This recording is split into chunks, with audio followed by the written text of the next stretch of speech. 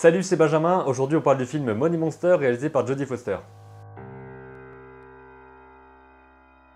Je ne savais presque rien sur le film avant d'aller le voir et je vous conseille de ne pas voir les bandes annonces si vous ne voulez pas vous gâcher la surprise de ce qui se passe dès le début du film, mais qui est quand même une grosse surprise si on s'y attend pas. Je savais juste qu'il y avait George Clooney, Julia Roberts, que c'était réalisé par Jodie Foster et que ça parlait plus ou moins de la bourse et de Wall Street et ce genre de trucs. Alors ce qui arrive en tout début de film et qui est censé être l'intrigue principale, ça m'a vachement surpris. Alors je vous conseille, si vous voulez rien savoir du tout, d'aller voir le film. Donc c'est mon avis global, je vous conseille vraiment d'y aller. C'est un film qui a beaucoup de tension, qui a des relations entre les personnages qui sont vraiment intéressantes, qui a une évolution vraiment très marquante. Et il y a une mise en scène super intéressante qui joue entre les médias, entre le fait de faire une émission de télé, etc. Et tout ce qui va jouer aussi sur la tension, parce qu'une grande partie du film va se dérouler sur le plateau de tournage. Donc là, il y a vraiment quelque chose de très intéressant, puisqu'on va être au plus près de ce que ressentent les personnages et on va être pris avec eux. Alors voilà pour mon avis global. Si vous ne voulez rien savoir du tout, foncez voir le film et venez voir la suite de la vidéo plus tard, si vous avez envie, sinon vous revenez pas, c'est pas grave. Et maintenant, je vais parler un petit peu de l'histoire, sans spoiler pour le moment, je vous préviendrai. Juste pour vous parler un petit peu de l'intrigue principale et de ce sur quoi est basé le film. On va suivre le personnage de Lee Gates, qui est joué par George Clooney et qui est un showman américain, donc qui passe dans une émission de télé tous les vendredis. C'est pas très important, mais on va dire que c'est une émission de télé hebdomadaire qui est un divertissement, mais sur le thème de la bourse et sur le thème des actions, etc. Donc sur le thème de la finance et de l'argent. Et déjà ça, c'est assez surprenant parce que je sais pas si ce genre d'émission existe. En tout cas, je pense pas. Dites-le moi si vous pensez, je vais peut-être rechercher un petit peu. Mais c'est une émission de divertissement, un petit peu comme un show télé, comme le font Jimmy Kimmel ou Jimmy Fallon, etc. aux États-Unis. Sauf que ici, c'est des enjeux un petit peu plus graves parce que c'est pas simplement du divertissement, de la chanson ou ce genre de choses. Parce qu'on va parler de véritables actions en bourse. Et on va peut-être inciter aussi les gens à mettre leur argent dans tel ou tel endroit.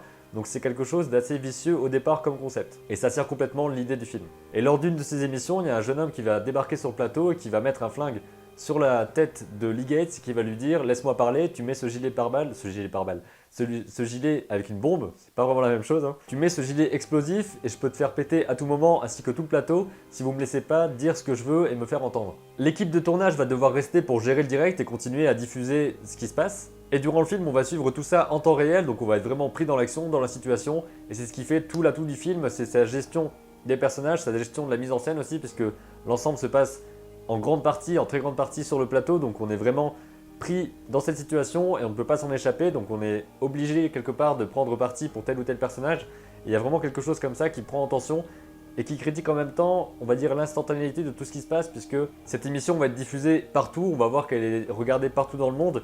Et il y a une critique des médias déjà, des médias sociaux également, de la diffusion des informations, et aussi de la façon dont on gère ce genre d'événement, puisque finalement ça fait quand même un show télé, et il y a des gens qui vont limite devenir fans de ce truc-là, qui vont regarder et qui vont suivre ça. C'est comme s'il y avait une attaque en direct à la télé et que tout le monde restait comme ça devant en attendant ce qui se passe. Donc évidemment, ils peuvent rien faire, mais il y a quand même un côté très malsain qui est joué encore plus tard dans le film, mais ça je vous en parlerai un petit peu après. C'est un film qui est très bien réalisé, qui gère très bien l'intention et l'évolution entre les différents personnages. On finit par avoir de l'empathie pour tout le monde, on va dire, et que c'est très intéressant à ce niveau-là, parce que la dramaturgie est vraiment super bien gérée, surtout quand c'est en temps réel comme ça et qu'on est avec quelques personnages, on arrive à s'attacher à tout le monde et c'est super intéressant, c'est super bien fait. Surtout que tous les acteurs, surtout que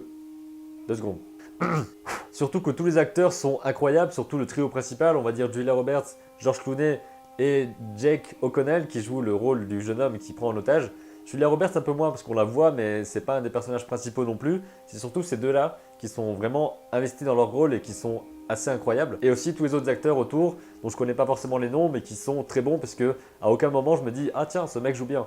C'est juste que je suis pris, que c'est un personnage et que c'est bon quoi, c'est dans l'histoire et j'y vais. Alors bilan très positif parce que ce film m'a mis vraiment en tension, j'étais en stress quasiment en permanence pendant tout le film et je connais pas d'autres concepts qui soient aussi efficaces, on va dire, pour mettre une telle tension dans un film. Je veux dire le concept de la prise d'otage et surtout qu'en plus ici il y a la notion de direct.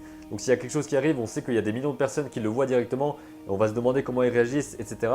Donc c'est vraiment hyper prenant comme concept. Dans le type prise d'otage, j'ai pas vu beaucoup de films comme ça, il en existe certainement plein, mais j'en ai pas vu beaucoup. Le seul qui me vient en tête c'est Phone Game avec Colin Farrell que j'avais vu quand j'étais un peu plus petit. Sur le coup ça m'avait plu mais pas extrêmement marqué. Et je pense aussi à la scène d'introduction dans The Dark Knight, avec tous les mecs déguisés qui vont prendre en otage tout le monde, et il y a vraiment une tension qui est palpable comme ça, sauf que dans The Dark Knight aussi, ça dure pendant tout le film, ce qui n'est pas le cas dans Phone Game, mais on s'éloigne un peu du sujet. Dans ce film-là, la tension est là tout le temps, on part pas ailleurs. Et maintenant je vais passer à quelques spoilers, enfin quelques gros spoilers on va dire, parce que je vais parler de la fin du film et de comment je l'ai ressenti, et en parler aussi un petit peu avec vous si vous avez vu le film. Donc si vous ne l'avez pas vu, à plus, on se revoit dans une prochaine vidéo. Et pour ceux qui l'ont vu, je vais parler de quelques éléments qui m'ont pas perturbé, mais que j'aurais vu un petit peu différemment, et je me pose aussi des questions par rapport au message du film. Au fil des situations, on va se rendre compte que le preneur d'otage est en fait un type qui a perdu de l'argent, qui est vraiment ruiné et qui est super triste et qui a plein de foirades, ce mot n'existe pas, qui a plein d'échecs dans sa vie, qui pense vraiment être un loser. Donc on va voir qu'on a vraiment une grande empathie pour ce personnage-là, et aussi pour le personnage de Clooney, qui est un présentateur qui semble être super riche, super cool, etc., mais qui finalement est peut-être aussi triste que l'autre, voire même plus. Et lorsqu'ils se rendent compte que c'était pas un bug informatique qui a fait le crash et que tout le monde a perdu de l'argent, mais que c'est le PDG de cette entreprise, je crois que c'est Ibis, un truc comme ça, qui a été mettre l'argent quelque part et qui l'a caché, quoi, qui a fait une fraude, on se rend compte qu'il y a un grand méchant derrière tout ça, et ils vont se liguer. On va se rendre compte aussi que la bombe n'est pas une bombe et que c'est juste, je sais plus comment on dit, c'est juste de l'argile en fait, donc ça va pas du tout exploser, c'était juste un gros coup de pression pour qu'il se fasse entendre, donc il n'était pas finalement aussi dangereux qu'il en avait l'air, même s'il l'a fait croire. Et ils vont se retrouver à sortir, toujours en faisant penser aux autres qu'il y a une bombe, et ils vont arriver jusqu'à ce personnage-là, ce personnage de méchant, de PDG, qui va parler et qui va aussi avoir un discours assez franc, parce que ce personnage-là, ça va être plutôt celui qui va dire « mais j'ai rien fait de mal, j'ai simplement géré de l'argent, etc. Qu'est-ce que vous avez contre le fait d'avoir du profit? Qu'est-ce que vous avez contre le fait d'avoir la rapidité, de gagner de l'argent, etc. » Donc il y a un côté très, je sais pas trop comment on dirait comme mot, mais très ultra capitaliste, je sais pas si c'est le bon terme, désolé. En tout cas, la gloire de l'argent et le fait de faire de l'argent juste pour faire de l'argent. Et sauf que ce mec-là, il n'a pas vraiment tort finalement, parce il va montrer, il va dire « oui mais vous êtes contre moi là maintenant parce que vous voyez que l'argent n'est plus là, mais lorsque l'argent rentrait, vous vous en foutiez des conséquences, vous vous en foutiez des gens qui étaient en train peut-être de mourir pour ça, etc. » Donc c'est quand même assez ambivalent comme message, et on se rend compte qu'on est dans ce système-là et que ce film-là ne nous dit pas de sortir du système, ou en tout cas il appuie pas dessus. Et c'est justement pour ça que c'est encore pire, je trouve. Enfin, encore pire dans le sens encore mieux. Tout simplement parce qu'on va se rendre compte que les personnes qui regardent sont pris comme par un show télé, parce que c'est vraiment un show télé, ça finit par devenir ça. Ils sont pris dans cette chose-là. Là, je regarde une télé imaginaire, hein. Parce que dans les films américains, ils regardent toujours une télé en haut, dans les bars, dans les cafés, etc. Donc ils sont pris par le truc. Et à un moment donné, le personnage va demander de l'aide à ces gens-là qui ne vont finalement pas l'aider, et ça va être encore pire qu'avant. Donc on va se rendre compte finalement que les gens n'ont pas vraiment envie de sortir de ce truc-là. Ils ont juste envie de rester dans leur petit confort, et que le système ne va pas changer d'ici demain parce que les gens ne sont peut-être pas assez motivés pour le faire changer. Enfin, il y a un message un petit peu étrange comme ça, mais qui est assez impactant, parce que comme je vous disais, à la fin du film, on se rend compte, enfin je vous dis pas exactement toute la fin, même si vous avez vu le film normalement si vous êtes là, donc quand Jake meurt, non pas Jake, parce que c'est l'acteur, quand Kyle meurt, c'est diffusé en direct à la télé, et il y a le PDG qui fait un truc genre ah parce qu'il a peur que la bombe explose. Et lorsque c'est diffusé à la télé, on se rend compte que juste après que cette personne meurt, en direct à la télé hein, quand même, donc c'est un truc assez important, assez fou à voir et assez grave, on se rend compte que les personnes vont finalement retourner faire ce qu'ils font, et que celui qui était en train de jouer au baby-foot en regardant la télé, bah, il va se remettre à jouer tranquillement. Et c'est ce gros plan là sur lequel j'aurais peut-être fini le film, parce qu'on voit les gens qui sont bloqués comme ça devant leur télé, elle était là tout à l'heure, devant leur télé, et il y a une sorte de suspense comme ça. Et on voit qu'ils se remettent juste à faire ce qu'ils faisaient avant, sans avoir plus de préoccupations, sans discuter entre eux. Et j'aurais fini vraiment sur ce plan-là, juste un gros plan sur... Bah en fait, les gens, ils vont revenir à ce qu'ils font, et ils s'en foutent un peu de ce qui s'est passé, ils s'en foutent un peu de tout ce qu'on leur a montré, de toute l'arnaque qu'on leur a dévoilée, etc. Ils s'en foutent. Et je trouve ça assez acide comme façon de faire. C'est assez pour dire, ben en fait, bougez-vous, parce que là, pour l'instant, vous faites rien du tout pour enlever ce qu'il y a dans ce système-là, même si vous trouvez ça horrible. Et c'est un message qui peut aussi déranger un petit peu, parce qu'on se dit, mais finalement, est-ce que le message n'aurait pas dû être de justement s'élever contre ce système-là et dire stop, etc. Alors que non, je trouve que c'est beaucoup plus impactant de dire, de montrer qu'on ne fait rien, que justement, c'est parce qu'on montre qu'on ne fait rien qu'il faut absolument faire quelque chose. Enfin, vous voyez ce que je veux dire? Mais vous pouvez peut-être voir ça différemment, alors dites-le moi dans les commentaires si vous avez une interprétation spéciale par rapport à ce film, par rapport au message aussi du film. Et donc, je voulais dire que j'aurais bien fini par ce plan-là. J'aurais aussi dit beaucoup plus tard que la bombe était fausse, juste au moment où on croit qu'elle va exploser, comme ça on aurait été pris dans le truc et on aurait su beaucoup plus, on aurait eu beaucoup plus de peur que ça explose vraiment, parce que là finalement on se dit, quoi qu'il arrive, il y a un grand méchant, eux c'est plus ou moins les gentils, et on sait que la bombe ne va pas exploser. Alors que si on avait vraiment eu ce doute-là, on aurait peut-être été un petit peu plus investi, sauf que ça se tient finalement, parce que pour être investi, il fallait faire confiance à ce personnage de Kyle, et là on sait finalement qu'il n'est pas un méchant, etc. Enfin, on sait qu'il n'est pas foncièrement là pour se faire péter, etc. C'est juste qu'il est là parce qu'il est triste, parce qu'il a peur et parce qu'il est en colère. Et que finalement, il n'a pas vraiment les armes pour faire ce qu'il voulait au départ, enfin, ce qu'on croyait qu'il voulait faire au départ. J'espère que je suis pas trop confus. Si vous êtes là, vous avez déjà vu le film, donc vous devez comprendre à peu près ce que je veux dire, je pense, non? Mais la fin n'est pas ce gros plan sur le baby-foot qui reprend et les gens qui reprennent leurs habitudes. Il est plutôt sur une scène avec les deux personnages, donc la réalisatrice et le présentateur, qui vont être là, genre ah tout va bien, etc.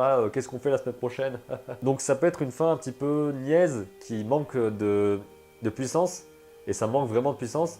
Sauf qu'il y a en plus un petit truc, on va voir à la télé que les gens vont réutiliser ce fameux cri du PDG, donc la peur lorsqu'ils pensent que ça va exploser. Ils vont en faire un même internet et ça va se diffuser, ça va être vu par des millions de gens, donc ça va vraiment être débilisé, on va dire. Ça va être ridiculisé et les gens vont finalement s'en foutre que quelqu'un vient d'être abattu par la police comme ça en direct. Ils vont juste se concentrer sur ce petit cri parce que c'est marrant, on va le mettre avec des chats et c'est marrant.